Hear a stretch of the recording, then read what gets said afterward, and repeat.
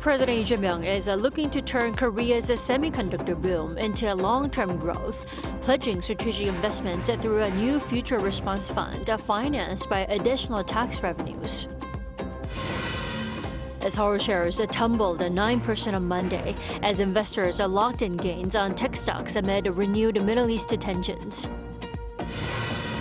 And the fragile U.S.-Iran ceasefire appears to have collapsed as both sides exchange fresh strikes over control of the Strait of Hormuz, deepening concerns over global energy supplies.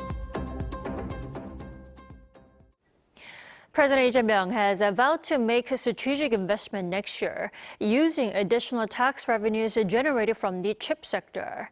Presiding over a finance strategy meeting, he said the government will create what's called a future response fund. Yoon Jung-min reports.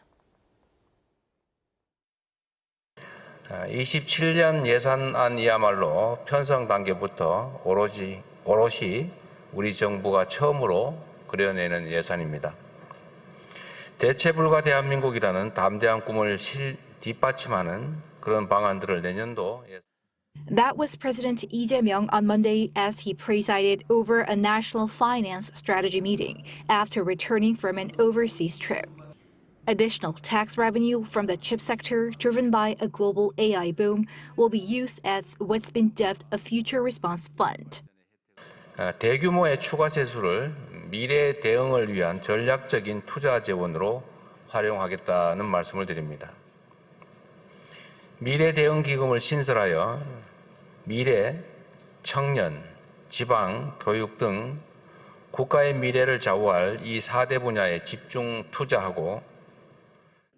Next year, South Korea is expected to collect at least 500 trillion won, or about $332 billion in taxes, and draw up a record-high budget. The total spending for 2027 will be set at around 800 trillion won, up 10% from this year. It's a record high. On top of that, we will tighten our belts to create more room for investment. Park added that the expenditure growth rate will be gradually adjusted from 2028 to manage government debt and improve the fiscal balance. Another area of focus was carrying out the government's 3 mega projects, for which President Lee promised full support in securing power and water as well as related infrastructure. 말씀드렸던 반도체, 피지컬 AI, AI 데이터 센터 이 투자 분야가 기업의 시간표대로 제대로 이루어질 수 있도록 정부 역량을 총동원해서 집중 지원하겠습니다. The president also vowed to bolster the social safety net with additional support for young people seeking to enter the job market or start a family. Yoon Jung-min, Arirang News.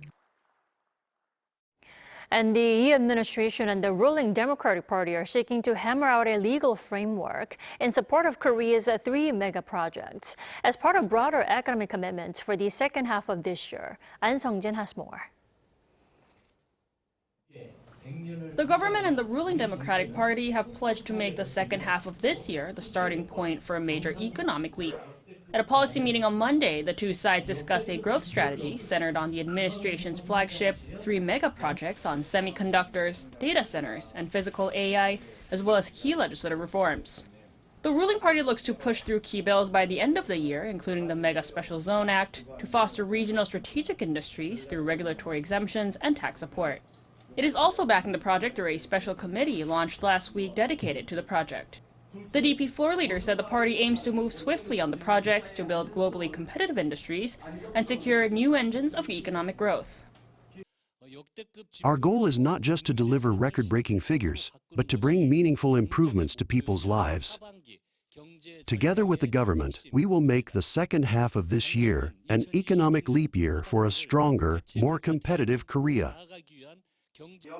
The government also outlined plans to strengthen its response to economic risks by creating an integrated system to manage housing market stability and foreign exchange markets.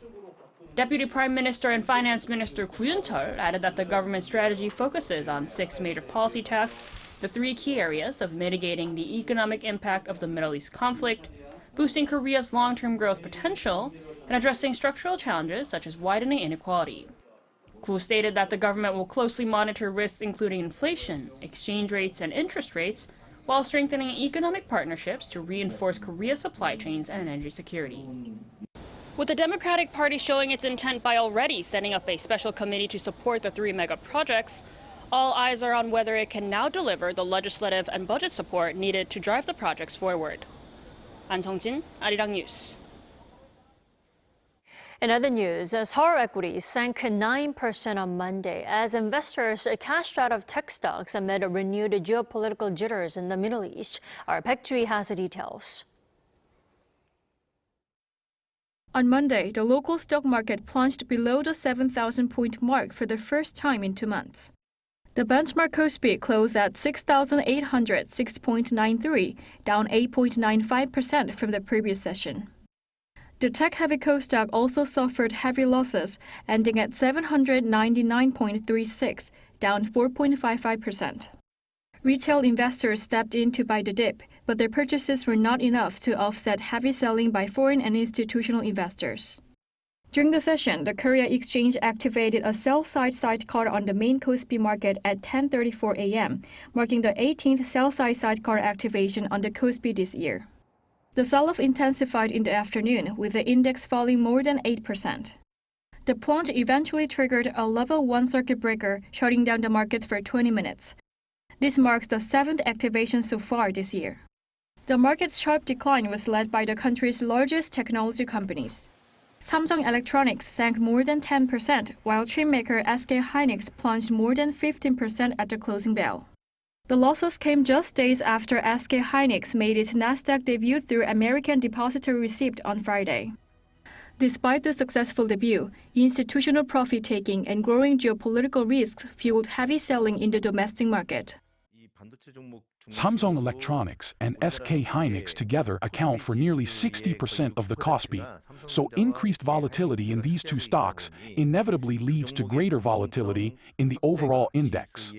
The recent concentration of investment flows through products such as leveraged ETFs has further amplified price swings in major semiconductor stocks, particularly Samsung Electronics and SK hynix. The market volatility was also driven by escalating geopolitical tensions. After Iran blocked the Strait of Hormuz, international oil prices surged, with Brent and West Texas Intermediate crude rising by around 4% amid fears of global inflation and supply chain disruptions. Experts advise investors to closely monitor developments in the Middle East and changes in foreign and institutional investment flows, as market volatility is expected to remain high. Baek Ju-hee, Arirang News. In the meantime, SK hynix's record-breaking U.S. listing is set to bring billions of dollars back to Korea, with the markets watching whether the inflow can lift the struggling won. Ju-hyung explains. Following its Nasdaq debut, SK hynix is expected to bring a major inflow of capital into Korea's foreign exchange market. The chipmaker raised $26.5 billion through American Depository Receipts last week, with the proceeds scheduled to be deposited on Tuesday. SK hynix plans to use most of the funds for domestic investment. This means the dollar-denominated proceeds will eventually need to be converted into Korean won, potentially adding a significant supply of US dollars to the local foreign exchange market. If this ADR listing generates a dollar supply worth around 40 trillion Korean won, or $26.5 billion US dollars, it could serve as a key catalyst in bringing the $1 exchange rate into the 1,401 range. At the height of the COVID-19 pandemic, around 20 billion US dollars were supplied to the domestic market under a currency swap agreement between the Bank of Korea and the US Federal Reserve. By comparison, SK hynix ADR offering could bring an even larger amount into the market, with proceeds totaling 26.5 billion US dollars. However, experts warn that converting such a large amount all at once could increase volatility in the foreign exchange market. The proceeds are therefore expected to be converted gradually based on capital efficiency. In the long run, however, the exchange rate is driven more by the won's underlying fundamentals than by short-term supply and demand factors. We may therefore see the won strengthen in the short term, but the longer-term impact is likely to be limited. Meanwhile, leverage and inverse exchange traded funds tied to SK hynix ADR are set to launch on consecutive days early this week, just 3 days after the chipmaker's successful Nasdaq debut. With the $1 exchange rate hovering around 1,500 won, analysts say it is too early to determine whether the dollar inflow will help stabilize the market over the long term. Ju-hyung, Arirang News. While the swings in Korea's stock market are drawing a new generation of investors, challenging long-held approaches to wealth management, Kim Jun-ong has this report. It's Saturday morning here in Yeouido, the heart of Seoul's financial market. Office workers are gone for the weekend, but this academy is just getting ready to welcome students. Class kicks off with an analysis of one of last week's biggest market stories, SK hynix's ADR debut. Every class here is about stocks.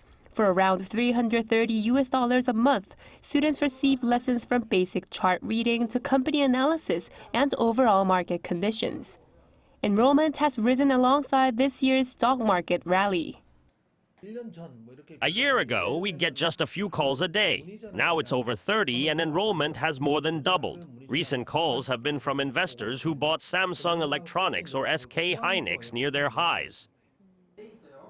Students range from college students in their 20s to retirees in their 70s. Including those taking the course online, the academy now has several hundred students. I never thought stock investing was something I should do, so I didn't even have a brokerage account. But after a lot of recommendations, I decided to give it a try by learning the basics.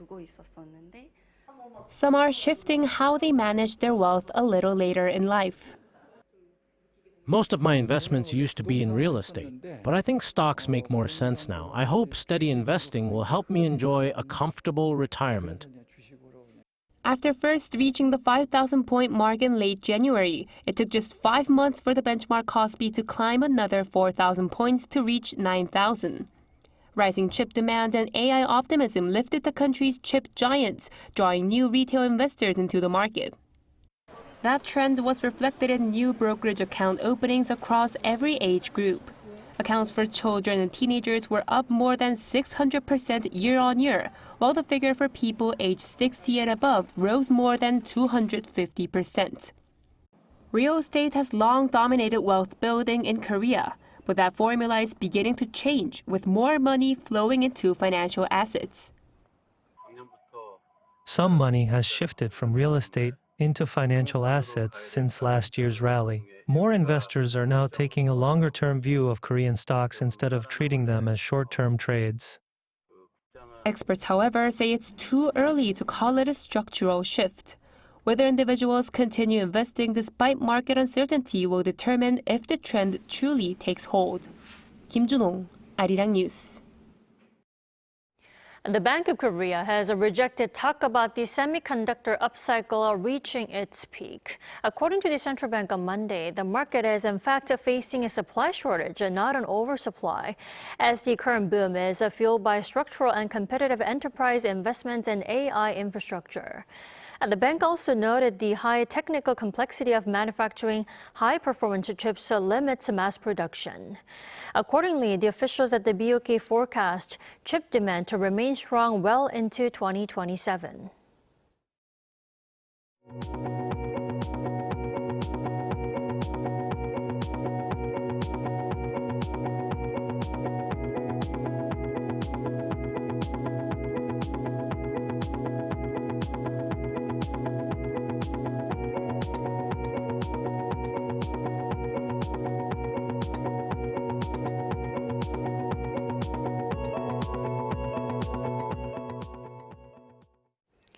Fears of a full-scale war between the U.S. and Iran are resurfacing after renewed strikes and retaliation shattered last month's ceasefire. Kim So-young has the latest.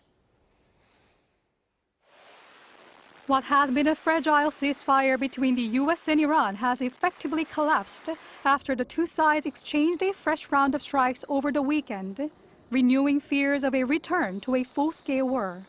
U.S. warplanes struck Iran for a second consecutive night into Monday, reaching beyond the Strait of Hormuz and deep into the country's western and central regions. Explosions were reported in Bandar Abbas near the major energy hubs of Bushehr and Ashaluya and in several other locations. Tehran retaliated within hours, targeting U.S. allied countries across the region. Sirens sounded in Bahrain, while Kuwait's military said it had intercepted what it describes as hostile aerial targets. Jordan also said it intercepted 4 missiles that entered its airspace.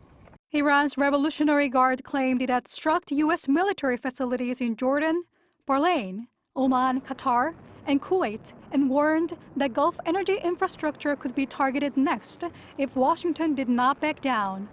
Neither side is backing down in the dispute over the Strait of Hormuz. Tehran insists the waterway will remain closed until further notice. U.S. Central Command, however, says Iran does not control the strait and maintains that it remains an international waterway.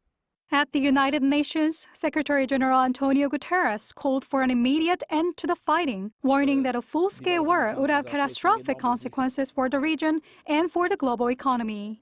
The 60-day extension agreed last month has now reached its halfway point, and with strikes mounting, the future of the talks is increasingly uncertain. The uncertainty is already rippling through energy markets, with oil prices rising more than 3% on Monday as both Brent crude and U.S. West Texas Intermediate posted strong gains. Kim So-young, Arirang News. Korea is sweltering under an intense heat wave with scorching temperatures and tropical nights affecting much of the country on Monday. To feel the heat firsthand and hear how people are coping with the weather, our Park Jun-ah went out to Gangnam Station. In Seoul, stepping outside feels like walking into an oven. Korea is grappling with intense heat, with heat wave warnings and advisories issued across most parts of the country. On Monday, daytime highs in Seoul soared to 33 degrees Celsius. But what makes the heat truly unbearable is the humidity. The Korea Meteorological Administration explains that the extreme heat is being driven by 2 powerful high-pressure systems over the Korean peninsula, combined with warm, humid southerly winds. Because of the high humidity, the heat index, which is how hot it actually feels, is pushed up by 1 to 2 degrees, hovering around 33 to 36 degrees Celsius nationwide. It feels like I can't breathe the moment I step outside. It's so hot that I try to stay indoors as much as possible, and I just keep drinking lots of water. We live in the desert in Mexico, so it's very dry, but also really, really hot. And here it's just really hot and really humid, so we're like sweating a lot. The southern city of Daegu saw temperatures skyrocket to 37 degrees. And the heat does not fade even after the sun goes down, leading to widespread tropical nights across the nation. However, help is on the way. A low-pressure system moving in will bring monsoon showers nationwide, starting from Jeju Island. With most areas in Seoul under heat wave warnings, the scorching hot weather may continue until it rains, with showers expected on Tuesday. Park Jun-ah, Arirang News. Director Na Hong-jin's new sci-fi thriller Hope has recorded the highest advance ticket sales of any film released this year. According to the Korean Film Council, more than 380,000 tickets have been reserved as of 10 a.m. Monday, 2 days ahead of the film's release. Hope currently accounts for more than 60% of all advanced ticket sales. Now starring Hwang Jung-min and Jo In-sung, the film marks director Na's return to feature filmmaking a decade after The Wailing. Hope was also selected to compete at the 79th Cannes Film Festival, where it received a 7-minute standing ovation.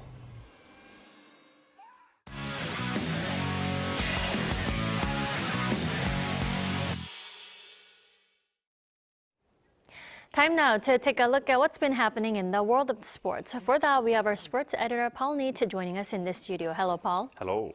Paul, back-to-back major wins for Ryu Hae-ran here. Yes, this time the Amundi Evian Championship in France. The win on Sunday came via a playoff with Yu and Brooke Henderson of Canada finishing at 19 under 265. Yu birdied the first playoff hole for her 5th LPGA title overall and the winner's check of $1.4 million.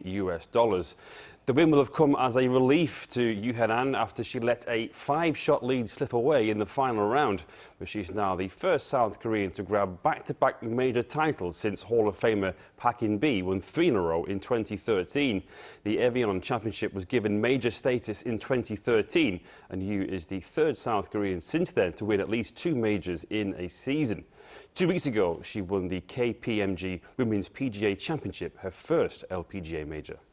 Great stuff. There was also a Korean win on the PGA Tour. Tell us more, Paul. Right, Kim Ju-hyung, also known as Tom Kim, he won the Genesis Scottish Open. On Sunday at the Renaissance Club in North Berwick, Scotland, Kim Ju-hyung hit a bogey-free 6-under par 64 in the final round. This meant 17 under 263, defeating Lee Min-woo of Australia by 2 strokes, taking home around $1.6 million in prize money. It ended a long drought for Kim, whose last PGA Tour win was the Shriners Children's Open in October 2023, 33 months ago.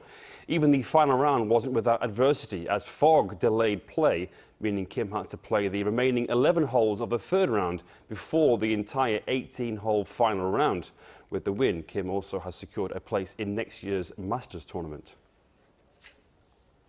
And to baseball now, the Summer Showcase, the KBO All-Star Game, took place over the weekend. Tell us who won. Well, it was Team Nanum who won quite emphatically, beating Team Dream 10-1.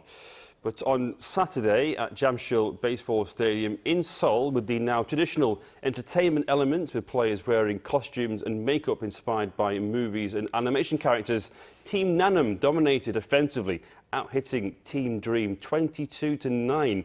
Hanwha Eagles catcher Ho In-soo was named All-Star Game MVP after going 4 for 4 with 1 RBI, all on his 23rd birthday too. Lee Do-yoon had a standout performance with 3 RBIs, while several other Nanum players contributed key hits. It was the last All-Star game to be played at the iconic Jamshil Stadium, with a new dome arena to open there in 2032. A sellout crowd of 23,750 took in the entertaining spectacle.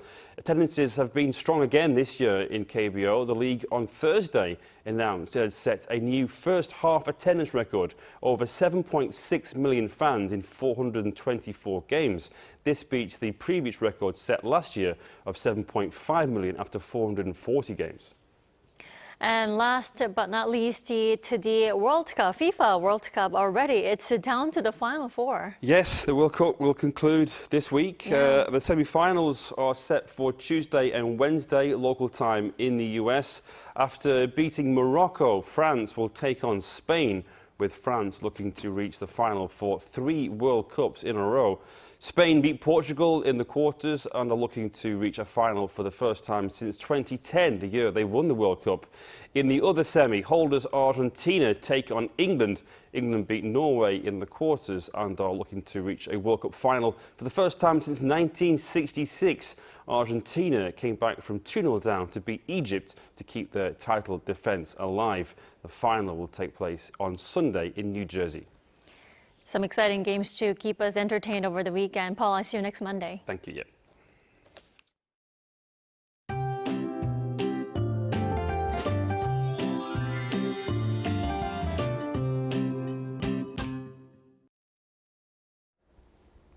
At the moment, it's hard to get a good night's sleep without a fan or the air conditioning on. Seoul has logged tropical nights for 2 nights in a row, and tropical night alerts remain in place across most of the country.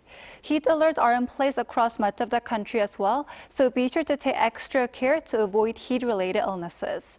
Starting tomorrow, monsoon rain will spread across the country once again. Through Wednesday, the central regions could see 30 to 80 millimeters of rain, while northern Gyeonggi-do and northern Gangwon-do province could see more than 100 millimeters of rain. Even with the rain, the intense summer heat isn't going anywhere. Seoul will start the day at 26 degrees Celsius, Daejeon 25 and Jeju 27 degrees. Then by the afternoon, Seoul will get up to 32 degrees, while both Daegu and Gyeongju will top out at 35 degrees. On Thursday and Friday, rain is forecast across the southern regions. Now here's a look at the weather around the world.